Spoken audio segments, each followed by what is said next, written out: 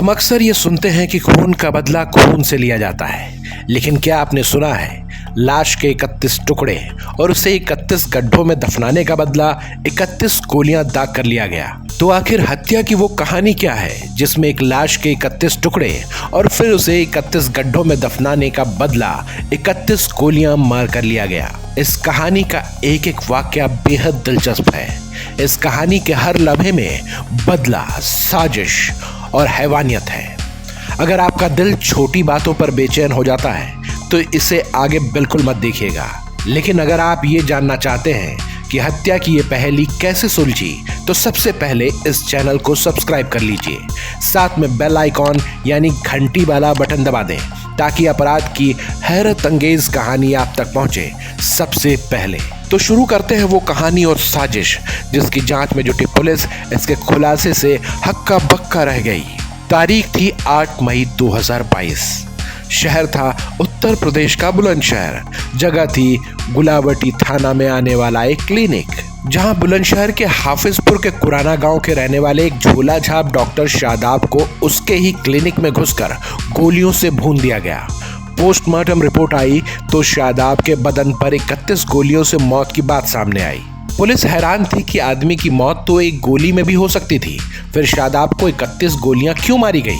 Police इस सवाल का जवाब ढूंढने निकली। पुलिस को शुरू में इस मर्डर मिस्ट्री में रंजिश और साजिश की बू आ रही थी, लेकिन शादाब के परिवार के लोग तो इस बात पर अड़े थे कि उनका किसी से कोई झगड़ा ही नहीं था, फिर उन्हें कौन मार सकता है। पुलिस को यकीन था कि परिवार वाले भले ही डॉक्टर शादाब की किसी से रंजिश की बात से इनकार करें, मगर कत्ल की इस घटना में रंजिश का एंगल तो कहीं न कहीं दबा छिपा है ही, जिसे तलाश कर बाहर लाना और कातिलों तक पहुंचने की जिम्मेदारी पुलिस की थी। शादाब के परिवार ने इस हत्याकांड में 4 लोगों पर शक जताया था। इस बीच शादाब की हत्या की जांच कर रही पुलिस को पता लगा कि शादाब के घर वालों ने जिन 4 लोगों का नाम लिया था वो इरफान नाम के आदमी के रिश्तेदार थे। हापुड़ के रहने वाले इरफान का उसी साल 18 मार्च को कत्ल कर दिया गया था। कत्ल करने वालों ने इरफान की लाश के 31 टुकड़े कर उन्हें अलग अलग जगह 31 गड्ढों में दबा दिया था और यहीं से बुलंदशहर में शादाब की हत्या की कड़ियां जुड़ती गई।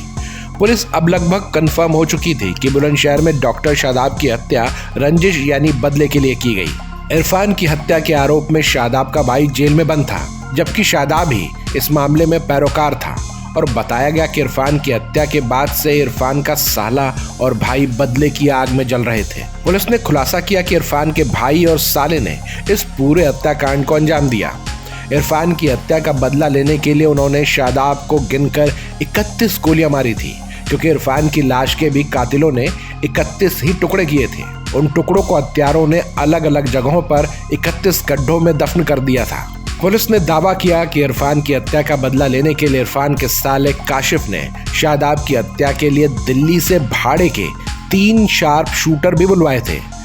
काशिफ खुद भी शूटर के साथ शादाब पर ताबड़तोड़ गोलियां बरसा रहा था। इस हत्याकांड के बाद पुलिस ने तीनों शूटरों को गिरफ्तार कर लिया और इस तरह पुलिस ने बुलंदशहर में शादाब की 31 गोलियों से हत्या की गुत्थी को सुलझाने का दावा किया। तो आपको कैसी लगी ये क्राइम की कहानी?